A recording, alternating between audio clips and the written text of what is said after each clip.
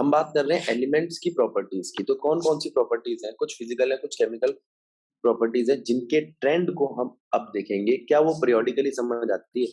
तो सबसे पहला आता है एटॉमिक साइज।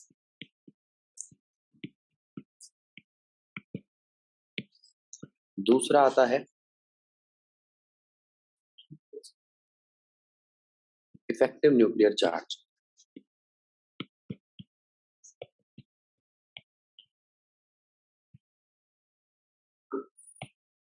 ठीक है।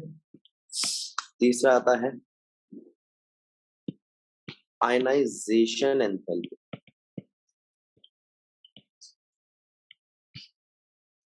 और चौथा इलेक्ट्रॉन गेन एंथैल्पी। ठीक, चलो ये चार बातें कर ली हमने। अब हम एक एक करके इन प्रॉपर्टीज पे ध्यान देंगे। सबसे पहला है एटॉमिक साइज। अब बात को समझो, बेसिकली एटॉमिक साइज होता क्या है। मान लो ये आपका एटम है, ये उसका न्यूक्लियस है। ठीक है।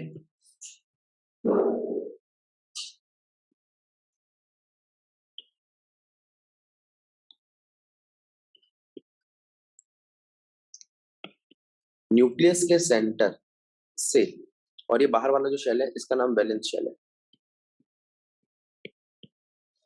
वैलेंस शेल में जो सबसे दूर रखा इलेक्ट्रॉन है उस तक के डिस्टेंस को कहते हैं रेडियस, एटॉमिक रेडियस।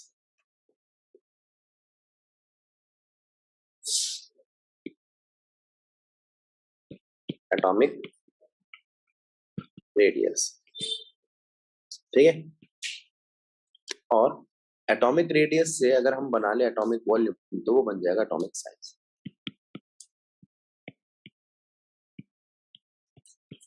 अब रेडियस किससे दिखाया जाएगा? आर से। वॉल्यूम किससे दिखाया जाएगा? 4.3 पाई आर क्यूब से। ठीक, खत्म कहानी। अच्छा, ये बातें भी हमारे समझ में आ गई। अब एटॉमिक साइज तो पता चल गया, पीरियोडिकली ये वेरी कैसे करता है। तो आपको पता होना चाहिए पीरियोडिक वेरिएशन का मतलब होता है या तो लेफ्ट टू राइट या down the group.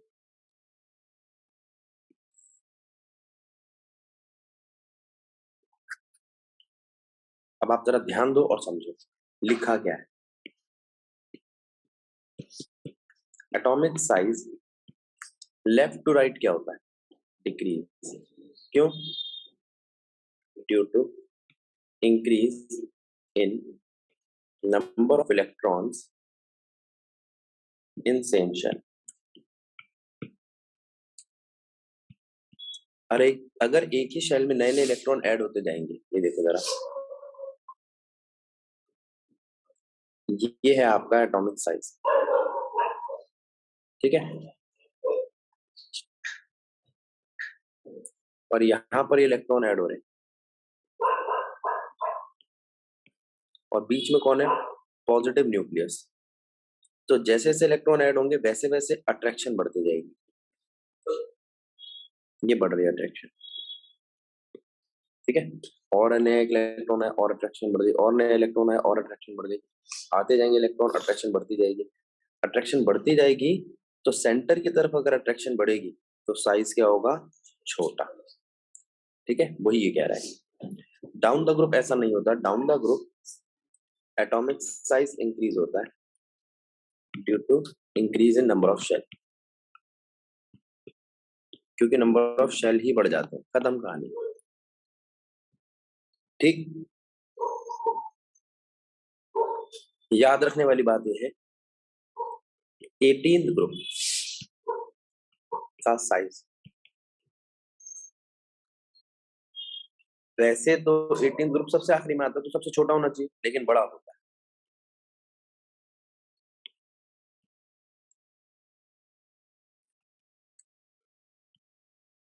Due to extra inter electronic repulsion.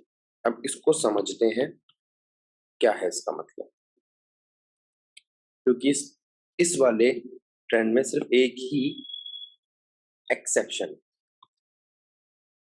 आपने कहा कि भैया हुआ ये कि एक एक करके इलेक्ट्रॉन ऐड हुए, एक आया अट्रैक्शन बढ़ी, दूसरा आया अट्रैक्शन बढ़ी, तीसरा आया अट्रैक्शन बढ़ी, चौथा आया अट्रैक्शन बढ़ी, आते गए अट्रैक्शन बढ़ती गई। लेकिन जब और आने लग गए तो अट्रैक्शन के साथ साथ साइज छोटा हो रहा था, है ना? Yes sir. साइज छोटे होते होते हमने एक चीज देखी कि भाई ये इलेक्ट्रॉन एक दूसरे के नजदीक आने लग गए और इन इलेक्ट्रॉन के बीच में एक अपना ही रिपल्शन चालू हो गया, इंटर इलेक्ट्रॉनिक रिपल्शन। अब वो कोई दिक्कत पहुंचाएगा? हाँ, वो साइज फिर से खोल देगा। वो रिपल्शन अगर अट्रैक्शन पे भारी पड़ गई तो साइज खोल देगा। वो तभी होगी जब पूरा भर जाएगा। वो पूरा कब भरेगा? जब 18th ग्रुप आएगा। ठीक, ये आपका एटॉमिक साइज था। ठीक, तो सबसे पहले हमने समझा एटॉमिक साइज और इस तरीके से चलाया। अब दूसरी बात आती है force between electrons and nucleus. Electron और न्यूक्लियस के बीच में क्या फोर्स है? पहले आप न्यूक्लियस देख लो, इलेक्ट्रॉन देख लो, ये क्या फोर्स है? Force of attraction.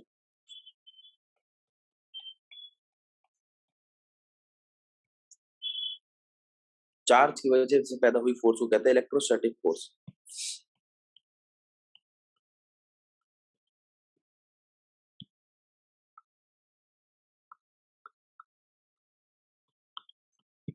तो ये electrostatic force of attraction, force of attraction बोल लो इसको, या इलेक्ट्रोस्टैटिक फोर्स ऑफ अट्रैक्शन बोल लो। देख लिया हमने क्या है। अब क्या करें? अब इस इलेक्ट्रोस्टैटिक फोर्स का फॉर्मूला देखो। ये डिपेंड करती है चार्ज ऑफ इलेक्ट्रॉन पे, न्यूक्लियस के चार्ज पे और उनके बीच की दूरी पे। न्यूक्लियस, इलेक्ट्रॉन और उनके बीच का डिस्टेंस, इन तीन चीजों पे डिपेंड करती है। प्रोपोर्शनैलिटी का साइन हटा के कांस्टेंट के आता है। ठीक, अब जरा जरा जरा तो आपने कहा कि भैया ये इस बात पे डिपेंड करती है कि charge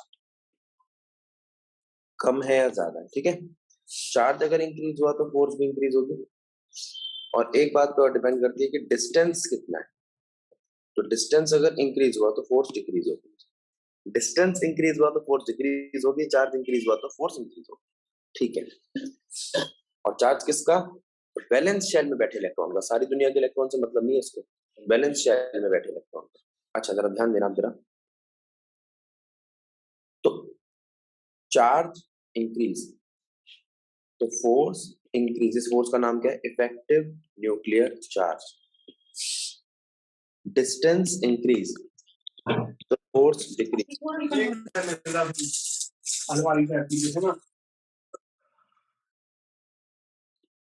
effective nuclear charge decrease. बस, चार्ज इंक्रीज करने से फोर्स इंक्रीज करती है, डिस्टेंस इंक्रीज करने से फोर्स डिक्रीज करती है। इसमें तो कोई समस्या नहीं है, कोई दो राय नहीं है। पहले हमने ये समझ लिया, आगे चले। चलो, अब क्या था?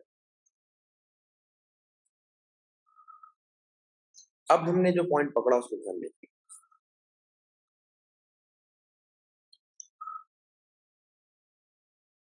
इनको देखो, एक है 1s और 2s। तो क्या डिफरेंस है? डिफरेंस है डिस्टेंस का। 1s और 2s में से डिस्टेंस किसका ज्यादा है? 2s का। तो इस पे फोर्स कम होगी। तो इफेक्टिव न्यूक्लियर चार्ज किसका ज्यादा है? 1s का या 2s का? 1s का। ये पॉइंट समझ में आया। दूसरी बात हमने करी 2s या 2p। मैं आपको बता दूं, सेम शेल में सबसे पहले S आता है, उसके बाद P, उसके बाद D और आखिरी में F। तो फिर 2p का डिस्टेंस ज्यादा है तो उसका इफेक्टिव न्यूक्लियर चार्ज कम होगा। ठीक है। अच्छा 3s 3d, फिर वही बात, D बाद में आता है। अच्छा 3d और 3d, तो अब कहोगे भैया तो इक्वल हो गए। हाँ, तो अगर इक्वल हो तो चार्ज पे जाओ। इसमें चार्ज कितना है? 4, इसमें चार्ज कितना है? 6। चार्ज पे बाद में क्यों गए? क्योंकि जो हमारा फॉर्मूला था उसमें डिस्टेंस की इंपॉर्टेंस इसलिए ज्यादा है, उसका स्क्वायर हुआ हुआ है। क्या हुआ हुआ है? स्क्वायर। तो पहले डिस्टेंस चेक करो, जो दूर होगा उस पे इफेक्टिव न्यूक्लियर चार्ज कम होगा। अगर दोनों के डिस्टेंस बराबर है तो चार्ज चेक करो, जिसका चार्ज ज्यादा होगा उसका इफेक्टिव न्यूक्लियर चार्ज ज्यादा होगा। कहानी खत्म। ये बात तो हमने समझ ली। अगली बात,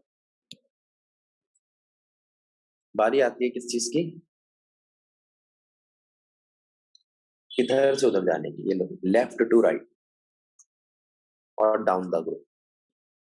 left to right atomic size decrease, तो इफेक्टिव न्यूक्लियर चार्ज इंक्रीज। ठीक है, जितना साइज छोटा इफेक्टिव न्यूक्लियर चार्ज उतना ही ज्यादा। Down the group atomic size increase, तो इफेक्टिव न्यूक्लियर चार्ज डिक्रीज। खत्म कहानी। यही वेरिएशन है, कोई खास एक्सेप्शन नहीं है यहाँ पे। आगे, आयनाइजेशन एंथैल्पी।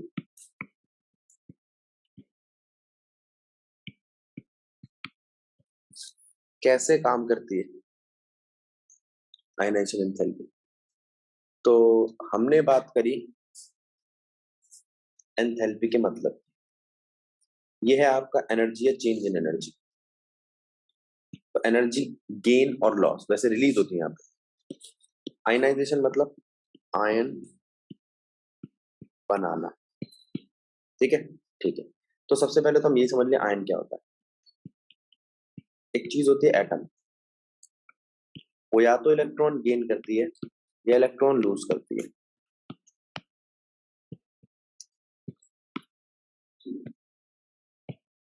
अगर इलेक्ट्रॉन गेन करती है तो बनती है एनायन, लूज करती है तो बनती है कैटायन। पहले इस बात को समझ। एक एटम है जो इलेक्ट्रॉन उल्टा लिख देते, बोल सीधा रहा हूं। ठीक है।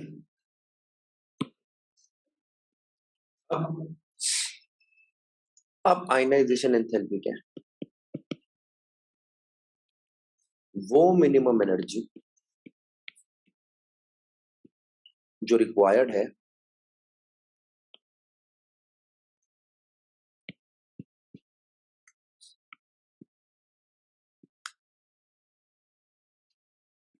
To lose electron. अपने आप को क्या बना लेगा लूज करके? कैटायन।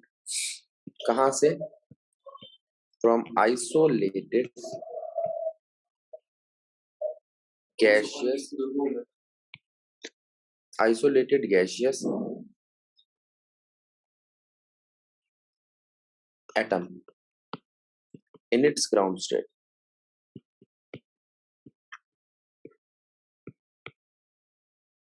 जिससे बन जाए वो कैटायन। तो ये वो कम से कम एनर्जी है जो चाहिए किसी एटम को अपना एक इलेक्ट्रॉन लूज करने के लिए। गेन नहीं करेगा वो, गेन करेगा तो इलेक्ट्रॉन गेन एंथैल्पी बन जाएगी। ठीक है, तो हमने कहा भैया ये एक एटम है, इसके पास दो प्रॉपर्टी है, अकेला है,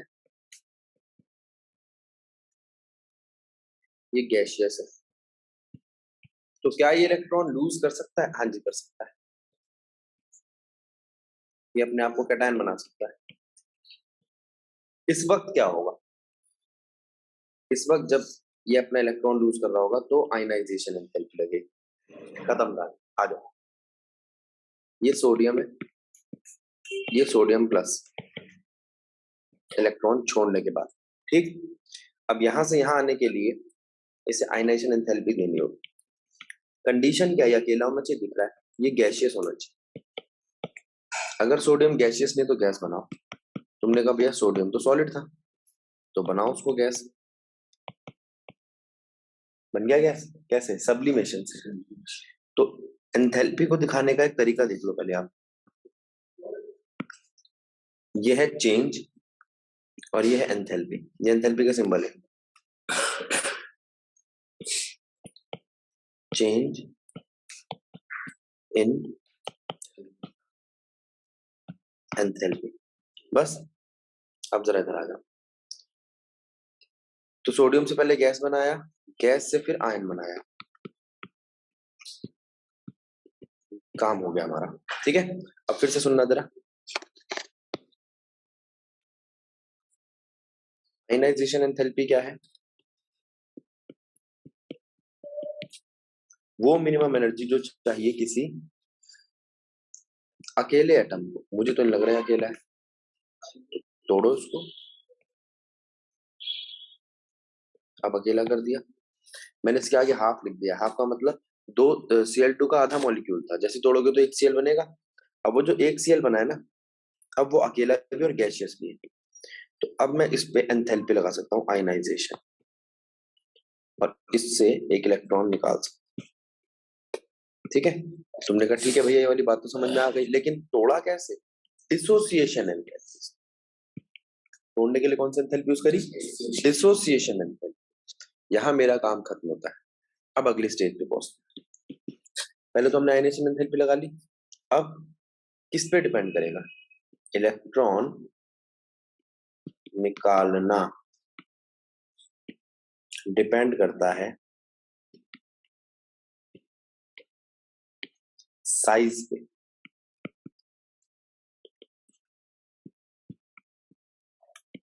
और इफेक्टिव न्यूक्लियर चार्ज पे। ठीक है, इलेक्ट्रॉन निकालना किस पे डिपेंड करता है? साइज पे और इफेक्टिव न्यूक्लियर चार्ज। साइज का मतलब इनवर्सली, जितना छोटा उतना इलेक्ट्रॉन निकालना आसान। और इफेक्टिव न्यूक्लियर चार्ज का मतलब डायरेक्टली। अब जरा इधर आ जाओ। अब ये जो बात समझ में आई हमारे, इसके हिसाब से चलते हैं।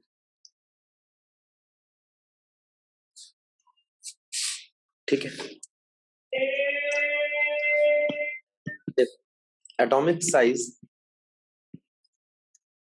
इधर जाते हुए इंक्रीज कर रहा था, नीचे जाते हुए डिक्रीज कर रहा था।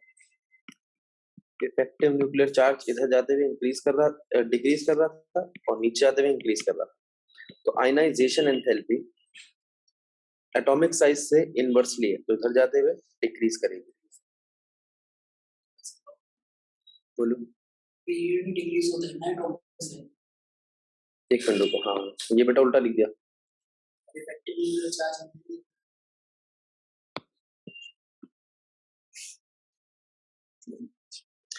एटॉमिक साइज पीरियड में डिक्रीज कर रहा है, डाउन द ग्रुप इंक्रीज कर रहा है। तो इफेक्टिव न्यूक्लियर चार्ज इंक्रीज करेगा, ये डिक्रीज करेगा।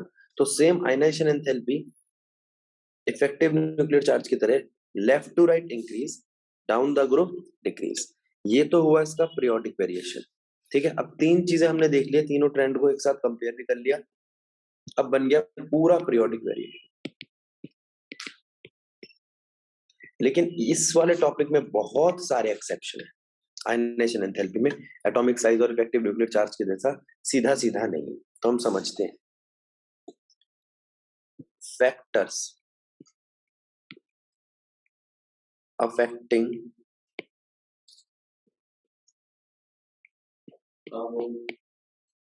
Ionization enthalpy. Factors affecting ionisation enthalpy. तो कौन कौन से फैक्टर है जरा ध्यान देना। पहला फैक्टर एटॉमिक साइज, बता चुका हूं इनवर्स पे।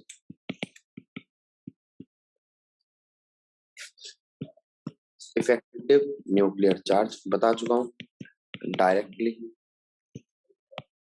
ठीक है, तीसरा इलेक्ट्रॉनिक कॉन्फ़िगरेशन, ये समझने वाली बात। और अब इसके एग्जांपल भी देखेंगे। इलेक्ट्रॉनिक कॉन्फ़िगरेशन में है half filled and fully filled orbitals are more stable than incomplete liquid. अच्छा, इस हिसाब से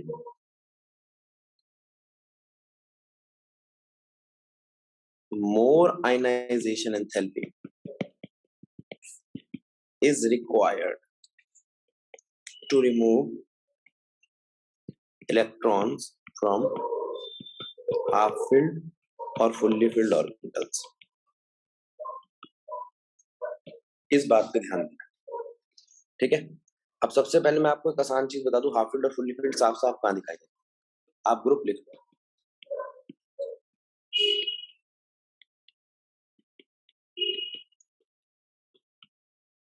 ये और ये है फुल्ली फिल्ड एस ऑर्बिटल,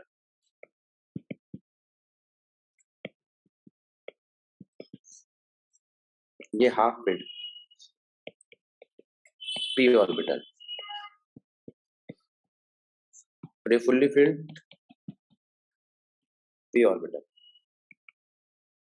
तो एस ऑर्बिटल वाला अपने आगे वाले को रिप्लेस कर देता है, ये पी वाला भी आगे वाले को रिप्लेस कर देता है, ये इसके आगे कोई है नहीं वरना उसको कर देता। तो कोई तुमसे पूछे सब आयनाइजेशन एंथैल्पी का ट्रेंड क्या है, तो फर्स्ट ग्रुप सबसे पहले आएगा, उसके बाद आना चाहिए सेकंड, लेकिन 13th ग्रुप आएगा, रिप्लेस कर दिया ना।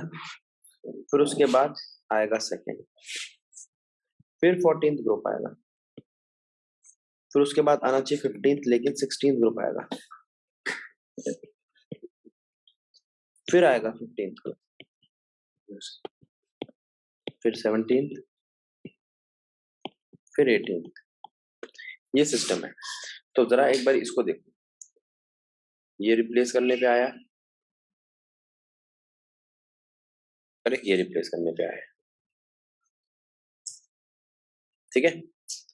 13th ग्रुप को आगे होना चाहिए था सेकंड से, लेकिन second fully filled S orbital है इसलिए आगे बढ़ गया।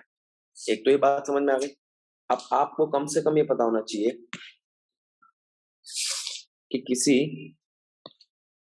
पीरियड में किस तरीके से एलिमेंट अरेंज है, जरा देखो।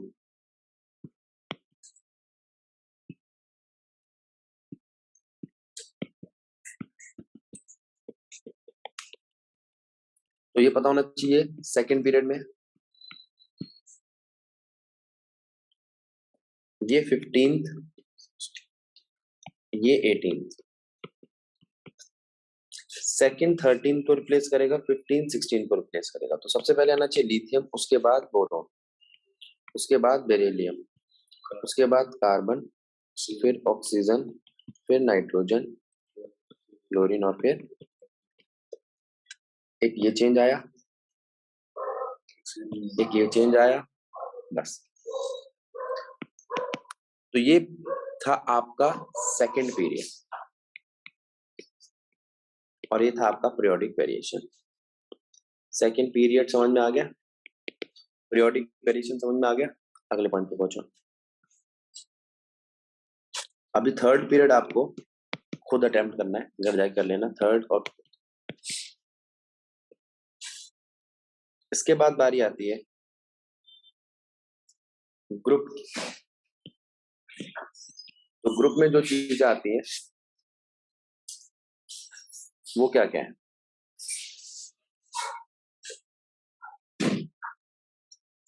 देखो ग्रुप में आपके चीजें आती हैं,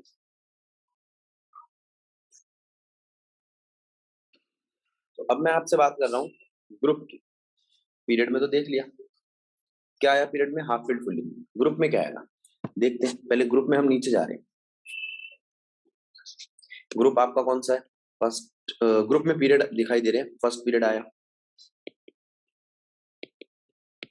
सेकंड आया, ऐसे करते करते 7th आया। कोई सा भी ग्रुप हो, first group, second group, 13th group, 14th group, ये ऐसे डाउन द ग्रुप इस तरीके से चले, ठीक है। तो हमने एक एक करके ग्रुप उठाए। पहले उठाया हमने ग्रुप 1 और 2 को, ग्रुप 1 को, ग्रुप 2 को, और देखा कुछ अलग चीज है। तो यहां पर कोई एक्सेप्शन नहीं है। पहले ग्रुप सुन लो।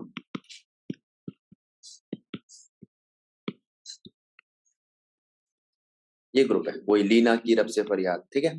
इसमें नीचे जाते वक्त atomic size increase, ionisation enthalpy decrease, खत्म कहानी, कोई एक्सेप्शन नहीं है। ग्रुप सेकंड में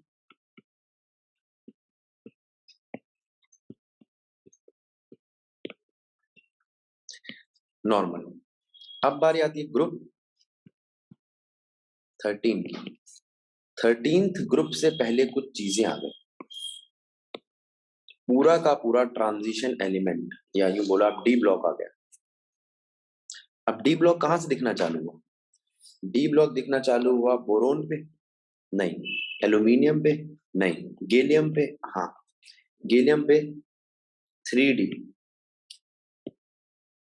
की पोर शील्डिंग दिखने लग गई।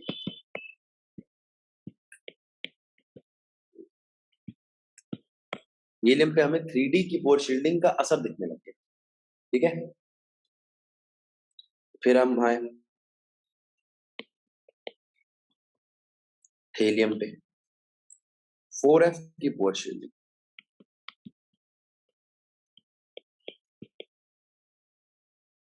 और इस वजह से गैलियम की पोर शील्डिंग हुई, तो उसने एल्यूमिनियम को रिप्लेस कर दिया। गैलियम, इस तो इस टॉपिक का नाम पड़ा पोर शील्डिंग।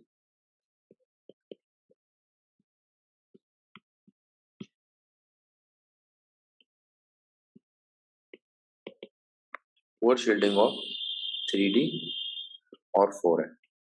इससे होता क्या है? आयनाइजेशन एंथैल्पी इंक्रीज होती है। क्या इंक्रीज होती है? आयनाइजेशन एंथैल्पी बढ़ जाती है, ठीक है। तो गैलियम ने एल्यूमिनियम को रिप्लेस किया, 4F की और ज्यादा थी पोर शील्डिंग, तो उसने सबको रिप्लेस करके यहाँ आ गया। तो जो ट्रेंड हमें लग रहा था 13th ग्रुप का होना चाहिए, ये सबसे कमजोर नीचे वाला थेलियम, ठीक है, उससे ज्यादा इंडियम, उससे ज्यादा गैलियम, ठीक है, गैलियम से ज्यादा एल्यूमिनियम, और फिर बोरोन। ये आयनाइजेशन एंथैल्पी का ट्रेंड लग रहा था, लेकिन इससे बहुत ज्यादा उलट हो गया। थेलियम ने रिप्लेस कर दिया इंडियम को, गैलियम को और एल्यूमिनियम को, और गैलियम ने रिप्लेस कर दिया एल्यूमिनियम को, ठीक है। और ये ट्रेंड आपके सामने दिखाई दिया। सबसे पहले कौन आया? इंडियम, फिर एल्यूमिनियम, फिर गैलियम, फिर थेलियम, और फिर बोरोन। तो यहाँ पे जो रिप्लेसमेंट आई है उस पर ध्यान दो। तो अगर क्वेश्चन आता है थेलियम ने क्यों करा, तो आपको बोलना है due to poor shielding of 4F orbital, due to poor shielding of 4F। और गैलियम का due to poor shielding of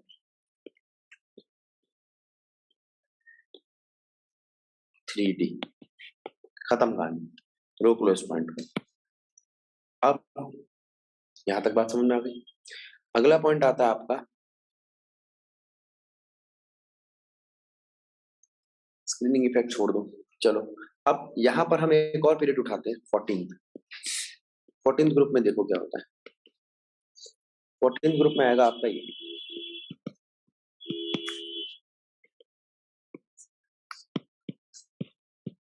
ये जो है, ये 3D की पोअर शील्डिंग एक्सपीरियंस नहीं करता। 3D की इतनी ताकतवर पोअर शील्डिंग नहीं थी जो पूरी रोक जाए, लेकिन लेड एक्सपीरियंस करता है और वो टिन को रिप्लेस कर देता है, ठीक है।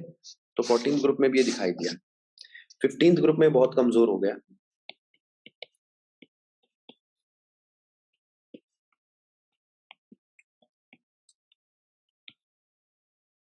16 17 में हमें नहीं दिखाई दिया। 18th ग्रुप में कोई एक्सेप्शन नहीं है, ठीक है। तो ये सारे हमारे पॉइंट बने आयनाइजेशन एंथैल्पी के पहले इलेक्ट्रॉन को निकालने के, आयनाइजेशन एंथैल्पी के पहले इलेक्ट्रॉन को निकालने के। लेकिन एक टर्म और आती है जिसका नाम है सक्सेसिव आयनाइजेशन एंथैल्पी, और एक के बाद एक इलेक्ट्रॉन निकालेंगे। अब देखते हैं क्या करेंगे। तो सबसे पहले तो हमने देखा एक एलिमेंट ई है जो गैसियस है, जो अकेला है, तो वो इलेक्ट्रॉन छोड़ सकता है। ठीक है। एक और एलिमेंट ई है जो गैसियस है, अकेला है, तो एक और इलेक्ट्रॉन छोड़ सकता है। ठीक है। तो आप एक के पीछे एक इसके इलेक्ट्रॉन निकाले जा रहे हैं। बस ये गैसियस होना चाहिए, अकेला होना चाहिए, तो एक एक करके इलेक्ट्रॉन छोड़ेगा। अच्छा, पहला इलेक्ट्रॉन छोड़ने में एनर्जी लगी, मतलब कोई भी अपना इलेक्ट्रॉन फ्री में नहीं छोड़ रहा, नहीं, अट्रैक्शन है उसकी। ठीक है। इलेक्ट्रॉन छोड़ने के बाद अब वो बन गया कैटायन। तो अब और मुश्किल हो जाएगा उसके लिए इलेक्ट्रॉन छोड़ना। क्यों? कैटायन एक पॉजिटिव आयन है, पॉजिटिव चीज नेगेटिव चीज को क्यों छोड़े?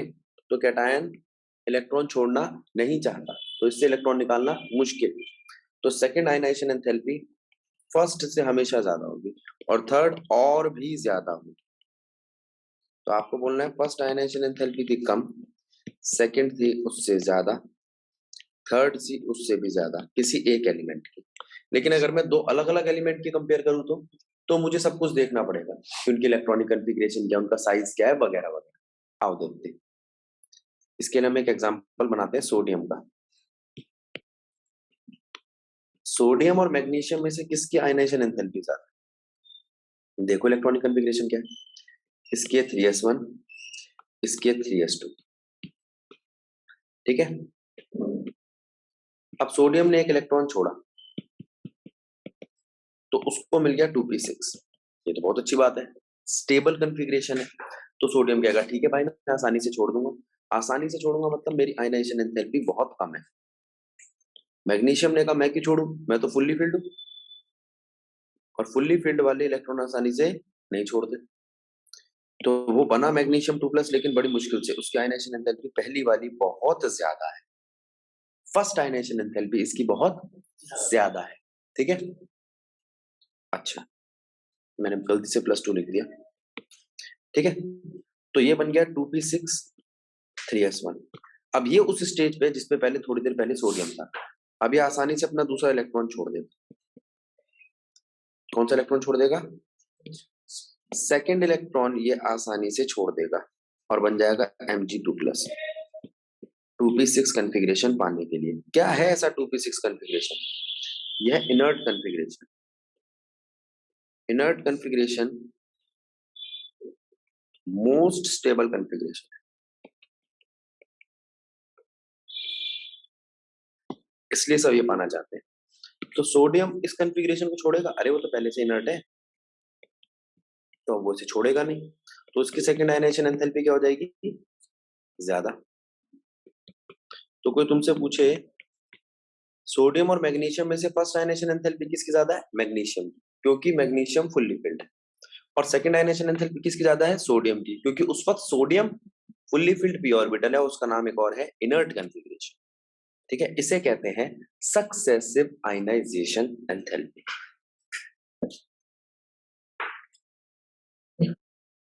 तो सक्सेसिव आयनाइजेशन एंथैल्पी भी देख ली। आयनाइजेशन एंथैल्पी वाला टॉपिक यहां समाप्त। आगे देखते हैं। अब अगला टॉपिक आता है इलेक्ट्रॉन गेन एंथैल्पी।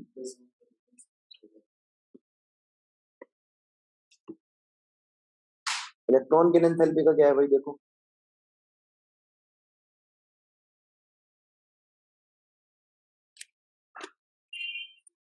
देखो इलेक्ट्रॉन गेन एंथैल्पी, एंथैल्पी तो ये भी है, एनर्जी तो ये भी है, लेकिन वहां इलेक्ट्रॉन लूज कर रहे थे, यहाँ इलेक्ट्रॉन गेन कर रहे हैं। ठीक है। आयन तो यहाँ पे ही बनेगा, यहाँ एनायन बनेगा, वहां कैटायन बना। अब इस चीज को देखो और समझो क्या कह रहे हैं। इलेक्ट्रॉन गेन एंथैल्पी में सबसे पहली चीज जो आएगी आपकी, वो आएगी एटम एनायन बनेगा। एटम की प्रॉपर्टीज क्या है? फिर वही, वो अकेला होना जरूरी है, वो गैसियस स्टेट में होना जरूरी है। ठीक है। तभी वो एनायन बनेगा। अब क्लोरीन लिया, उसको इलेक्ट्रॉन दिया और Cl- बनाया, वो अकेला था, गैसियस था, तो लगी उस पर आयनाइजेशन एंथैल्पी, फिर वो डेल्टा H एंथैल्पी और इलेक्ट्रॉन गेन एंथैल्पी, और Eg का मतलब इलेक्ट्रॉन गेन। ठीक है, अब ध्यान दो, डेल्टा Eg, H का मतलब इलेक्ट्रॉन गेन एंथैल्पी, और डेल्टा I का मतलब, डेल्टा IH का मतलब आयनाइजेशन एंथैल्पी। अगर मैं यहाँ डिसोसिएट की एब्रीविएशन लिख दूं तो डिसोसिएशन एंथैल्पी।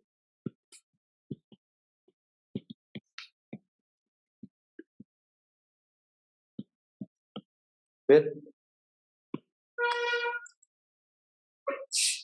Sublimation enthalpy.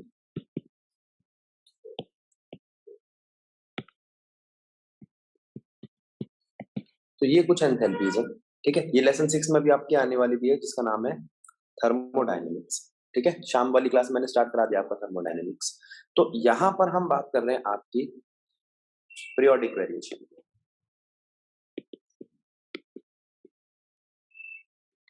तो पीरियोडिक वेरिएशन तो वही है, left to right electron gain enthalpy increase, down the group electron gain enthalpy decrease. ठीक, तो आप कहोगे एटॉमिक साइज के साथ इनवर्स रिलेशन है इलेक्ट्रॉन गेन एंथैल्पी का, और इफेक्टिव न्यूक्लियर चार्ज के साथ डायरेक्ट रिलेशन। ठीक, इसके बाद बारी आती है उसी पीरियोडिक वेरिएशन की जो हमने पहले देखा था इलेक्ट्रॉनिक कॉन्फ़िगरेशन के हिसाब से, यानी कि हाफ फिल्ड और फुल्ली फिल्ड ऑर्बिटल। तो अब हम बात कर रहे हैं किसी पीरियड की, इसमें first, second, 13th, 14th, 15th, 16th, 17th और 18th पीरियड हमें दिखाई दे रहे हैं।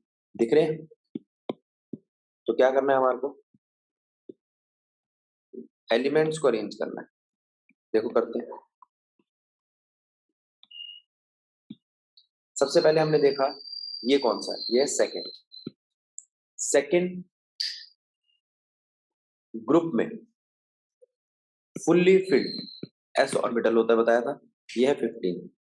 इसमें हाफ फिल्ड पी ऑर्बिटल होता है, बताया था, और 18 फुल्ली फिल्ड पी ऑर्बिटल होता है। फुल्ली फिल्ड पी ऑर्बिटल बहुत ज्यादा स्टेबल होता है, P6 सबसे ज्यादा स्टेबल, P3 उसके बाद, S2 उसके बाद। तो आपको कहना है कि भैया सबसे ज्यादा स्टेबल है तो इलेक्ट्रॉन लेगा ही नहीं, तो इसकी इलेक्ट्रॉन गेन एंथैल्पी सबसे कम। फिर उसके बाद इसकी इलेक्ट्रॉन गेन एंथैल्पी, फिर उसके बाद इसकी इलेक्ट्रॉन गेन एंथैल्पी। तो ऑर्डर कुछ ऐसा बनेगा कि सबसे कमजोर 18th ग्रुप, फिर उससे थोड़ा सा ताकतवर 15 ग्रुप, फिर सेकंड, फिर नॉर्मल, फर्स्ट, 13, 14, 16, 17। तो सबसे ज्यादा 17 ग्रुप हेलोजन, इनकी इलेक्ट्रॉन गेन एंथैल्पी होती है। ठीक है, अब मैं आपको एक पीरियड दिखा रहा हूं, जरा ध्यान देना। उसमें मैंने सेकंड पीरियड देखा था, अब थर्ड ले रहा हूं। थर्ड में कौन आता है, sodium, magnesium, aluminium, silicon, sodium, magnesium, aluminium, silicon, phosphorus,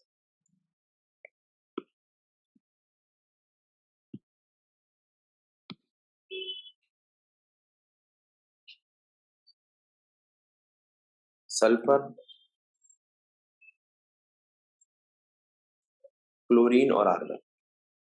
तो यहाँ पे एक तो ये आ गया, एक ये आ गया, और एक ये आ गया। तो सबसे कम किसकी होगी, आर्गन की, उसके बाद फास्फोरस की, उसके बाद मैग्नीशियम। आर्गन उससे ज्यादा, फास्फोरस उससे ज्यादा, मैग्नीशियम, फिर आपका ऑर्डर से।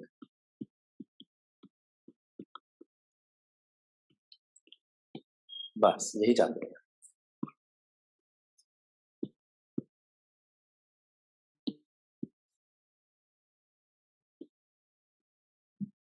ठीक, तो यहाँ पे साफ दिखाई दे रहा है 17 ग्रुप की इलेक्ट्रॉन गेन एंथैल्पी सबसे ज्यादा है। ठीक है, थर्ड पीरियड दिखाई दे रहा है साफ साफ। अब इसके बाद बारी आती है down the group. Down the group में क्या ध्यान रखना है,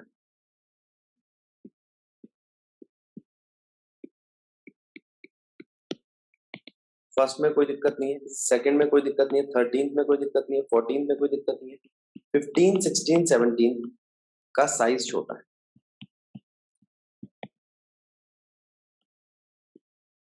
तो जो पहले एलिमेंट होंगे उनको दिक्कत होगी।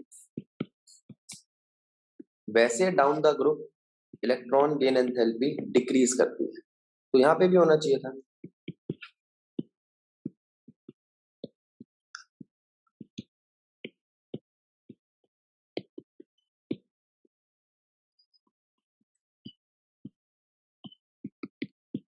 लेकिन नहीं हुआ। Down the group electron gain enthalpy क्या करी, डिक्रीज। लेकिन फास्फोरस की नाइट्रोजन से ज्यादा है, सल्फर की ऑक्सीजन से ज्यादा है, और क्लोरीन की फ्लोरीन से ज्यादा है। तो क्वेश्चन ये है कि ये नाइट्रोजन, ऑक्सीजन, फ्लोरीन की कम क्यों है, ये उल्टा क्यों कर रहे हैं फास्फोरस, सल्फर, क्लोरीन के साथ रिस्पेक्टिवली। मतलब नाइट्रोजन की होगी तो फास्फोरस के साथ, ऑक्सीजन की होगी तो सल्फर के साथ, और फ्लोरीन की होगी तो क्लोरीन से कम होगी। क्यों होगी, तो रीजन है due to exceptionally small in size. इतना छोटा साइज है, due to exceptionally small in size,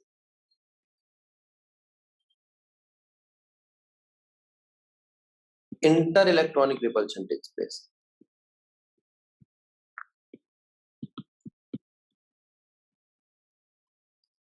अब हुआ क्या, बाहर से जो इलेक्ट्रॉन आ रहा था, जैसे मान लो ये फ्लोरीन है, अब फ्लोरीन है छोटा सा, उसके पास इलेक्ट्रॉन कितने, बहुत सारे, 7। अब ये फ्लोरीन जिसके पास 7 इलेक्ट्रॉन है, ये बाहर से आने वाले इलेक्ट्रॉन को रिपेल करने लगते हैं, भगाने लग गए। बाहर से आने वाले इलेक्ट्रॉन को रिपेल करने लग गए, आने ही नहीं दे रहा, नहीं आने दे रहा। ठीक है, तो फ्लोरीन ने आने वाले इलेक्ट्रॉन को रिपेल कर दिया। इस वजह से, इस रिपल्शन की वजह से वो कम विग्रसली, कम अपनी मर्जी से आने वाले इलेक्ट्रॉन को अट्रैक्ट करेगा। करना चाहिए क्योंकि उसको ऑक्टेट कंप्लीट करना है, लेकिन छोटे साइज की वजह से नहीं कर पा रहा। अच्छा, इसके बाजू में जो इसके नीचे आता है वो है क्लोरीन, उसका साइज थोड़ा ज्यादा बड़ा है क्योंकि एक्सेप्शनली बड़ा है उसका साइज। तो अब यहाँ पर जगह है नए इलेक्ट्रॉन के आने की, वो आराम से आ जाएगा। यही क्वेश्चन है, समझ आया, ये बात क्लियर हुई, ये बात समझिए। ठीक, अच्छा, अब मैं आपसे जो बात पूछ रहा हूँ वो देखो, सक्सेसिव यानी कि एक के बाद एक इलेक्ट्रॉन गेन एंथैल्पी, एक के बाद एक इलेक्ट्रॉन गेन करने के लिए कौन सी एनर्जी या कौन सी सक्सेसिव एनर्जी आप लगाओगे। तो हमने कहा भैया, हमने लिया नाइट्रोजन, उसने एक इलेक्ट्रॉन लिया, वो एनायन बन गया। अब वो एक और इलेक्ट्रॉन ले, वो और एक और इलेक्ट्रॉन ले। ठीक है, ये ऑक्सीजन ले लो, ऑक्सीजन ने एक इलेक्ट्रॉन लिया, पहले क्या था, एटम, अब क्या है, एनायन। क्या लगता है आपको, ये कैसा है, नेगेटिव आयन। तो क्या नेगेटिव आयन इलेक्ट्रॉन गेन करना चाहेगा, बिल्कुल नहीं। तो फर्स्ट इलेक्ट्रॉन गेन एंथैल्पी तो ठीक थी, सेकंड इलेक्ट्रॉन गेन एंथैल्पी बहुत गिर गई, वो नहीं लेना चाहता दूसरा इलेक्ट्रॉन। ठीक है, अब आप कहोगे लेना चाहता ऑक्टेट कंप्लीट करना है, हाँ, लेकिन उसका नेचर तो एनायनिक हो गया।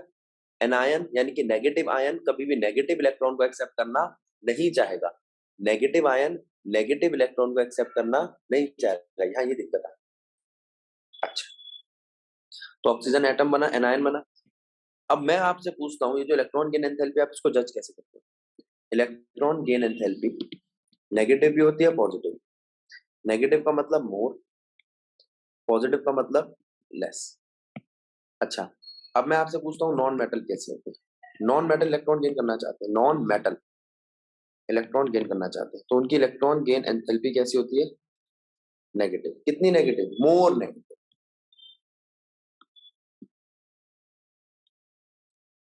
और ये तो नॉन मेटल हुए। मेटल्स में इलेक्ट्रॉन गेन एंथैल्पी कैसी होती है? लेस नेगेटिव, कम नेगेटिव होती है। ठीक है, मेटल्स में इलेक्ट्रॉन गेन एंथैल्पी कैसी होती है? Less negative. अच्छा, और 18th ग्रुप यानी कि इनर्ट गैस जो लेना ही नहीं चाहती, उसकी इलेक्ट्रॉन गेन एंथैल्पी कैसी होती है? पॉजिटिव। तो याद रखोगे, इलेक्ट्रॉन गेन एंथैल्पी पॉजिटिव है, इसका मतलब ये नहीं है कि ज्यादा, इसका मतलब है कम है, वो नहीं लेना चाहता इलेक्ट्रॉन। ठीक, याद रखोगे। अब मेटल्स इलेक्ट्रॉन लेना चाहते हैं लेकिन कम। जैसे मैं आपको कहूं कि किसी के -357, तो इसका मतलब वो नॉन मेटल इलेक्ट्रॉन बहुत विग्रसली लेना चाहता है। किसी के -48, -97, ये मेटल्स लेना नहीं चाहते। और किसी के +38, +37, ये तो इनर्ट गैस है, ये लेंगे ही नहीं, इलेक्ट्रॉन नहीं लेंगे। वैसे ही आपको याद रखना है, एक तो इनर्ट गैस और एक second electron gain enthalpy positive होती है। तो अगर कोई तुमसे पूछे ऑक्सीजन की second electron gain enthalpy positive क्यों है, तो जवाब क्या दोगे? Second electron gain enthalpy oxygen की इसलिए पॉजिटिव होती है क्योंकि वो दूसरा इलेक्ट्रॉन नहीं लेना चाहता। दूसरा इलेक्ट्रॉन क्यों नहीं लेना चाहता? क्योंकि पहला इलेक्ट्रॉन लेकर वो एनायन बन गया। एनायन मतलब नेगेटिव हो रहा, तो नेगेटिव चीज एक और इलेक्ट्रॉन लेना या एक और इलेक्ट्रॉन बर्दाश्त नहीं करती। यहां आपका इलेक्ट्रॉन गेन एंथैल्पी वाला टॉपिक समाप्त। अब एक चीज और देखो,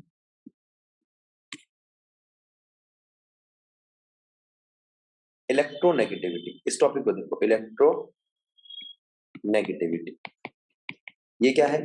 tendency to attract shared pair of electron towards itself, अपनी तरफ पहले से शेयर किए हुए पेयर ऑफ इलेक्ट्रॉन को खींचना।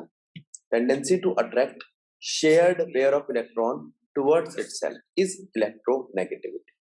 ठीक है, अब देखते हैं क्या ये शेयर किया हुआ पेयर ऑफ इलेक्ट्रॉन है? हाँ। क्यों कोई लेगा भाई? ये जो है ना, इसके पास एक इलेक्ट्रॉन है वैलेंस शेल में, इसके पास 7, ये लेस इलेक्ट्रोनेगेटिव है, ये मोर।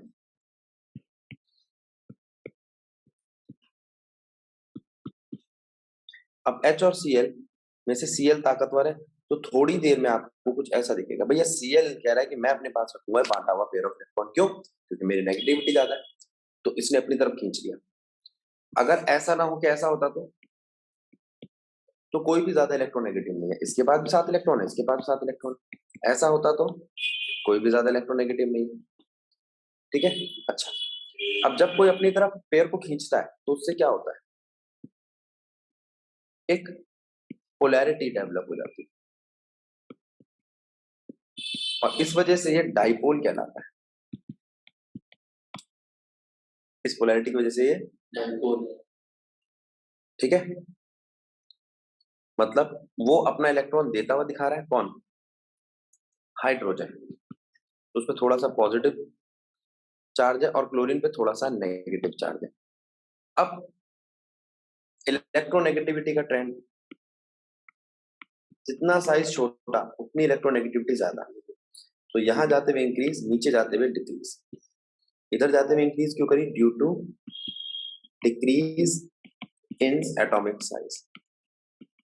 और कोई बात? हाँ, due to increase in number of valence electron. ये बहुत इंपॉर्टेंट पॉइंट है इसका। जितने वैलेंस इलेक्ट्रॉन ज्यादा उतनी नेगेटिविटी ज्यादा।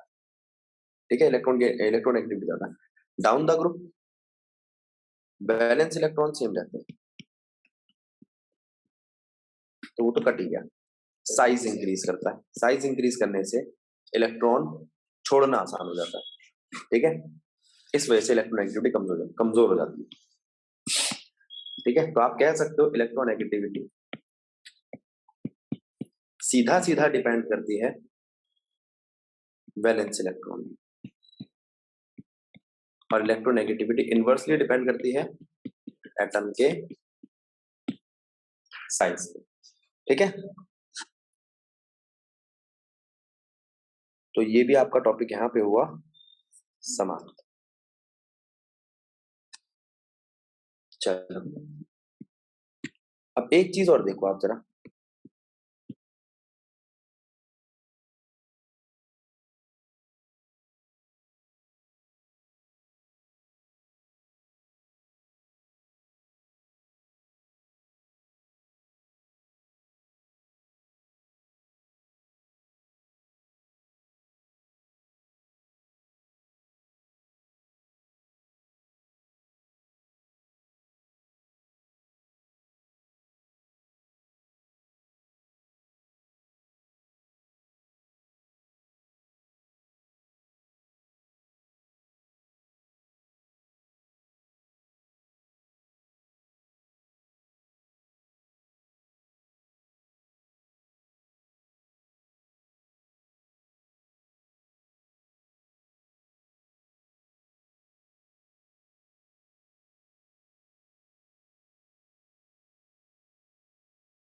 सर आपकी आवाज नहीं आ रही। हेलो।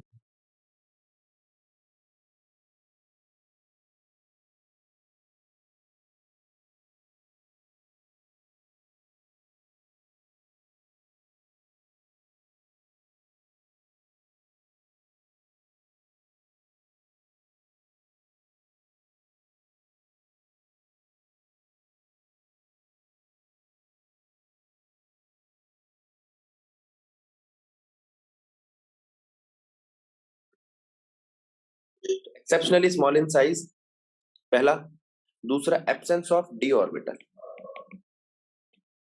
तीसरा फिर वही exceptionally high ionisation enthalpy, polarising power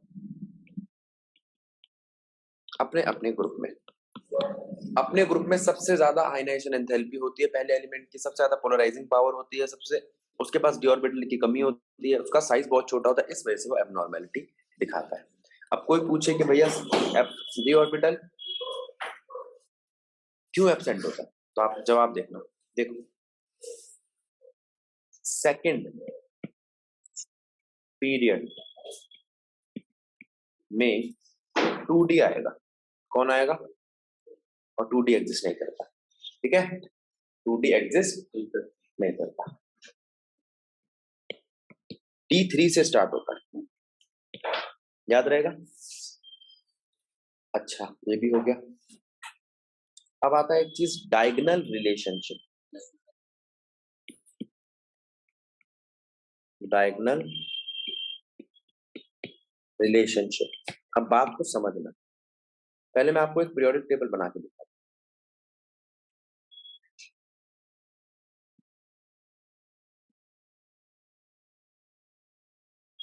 इस पीरियोडिक टेबल में आपको एलिमेंट यहां दिखते हैं, जैसे लिथियम, सोडियम, बेरिलियम, मैग्नीशियम। तो ये डायगोनल रिलेशनशिप है। आप मान लो ये एक स्क्वायर है और उसका डायगोनल ये है, तो ये दोनों एलिमेंट डायगोनली आ रहे हैं। अच्छा ये मत कहते ना ये भी डायगोनली आ रहे हैं, ये डायगोनल सक्सेसिव ही चलता है, ये डायगोनल सक्सेसिव ही चलता है। अच्छा बेरिलियम के पास कौन आएगा, तो भैया बेरिलियम के बीच में तो गैप आ गया, तो हमने कहा थोड़ी देर के लिए आप इस गैप को भूल जाओ और इसको इधर ले आओ, ब्रिज एलिमेंट को छोड़ के आप इन एलिमेंट को इसके पास ले आओ। ले आए, अब लाने पर क्या हुआ, यहां पर आया एलिमेंट बोरोन और एल्यूमिनियम, तो एल्यूमिनियम का बेरिलियम के साथ डायगोनल रिलेशनशिप है, क्या है, आना जरा। तो यहां पर जो डायगोनल बने आपके वो है लिथियम का मैग्नीशियम के साथ, बेरिलियम का एल्यूमिनियम के साथ। ठीक, अब कोई पूछे इसका कारण क्या है भैया, कॉज क्या है, due to similar charge density. इनकी चार्ज डेंसिटी सेम होती है। क्या सेम होती है? क्या सेम होती है? मतलब चार्ज अपॉन एटॉमिक साइज।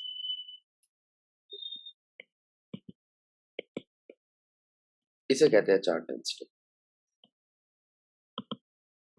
ठीक है, खत्म कहानी। डायगोनल रिलेशनशिप समझ में आ गया, एबनॉर्मेलिटी समझ में आ गया। यहाँ आपका चैप्टर 3 टॉपिक वाइज समा। ठीक है, अब हम इसके क्वेश्चंस करेंगे, उसको नेक्स्ट क्लास में करेंगे। तब तक के लिए आपका यही होगा कि आप इसके एक्सरसाइज के और एग्जांपल सारे अटेम्प्ट करते हैं।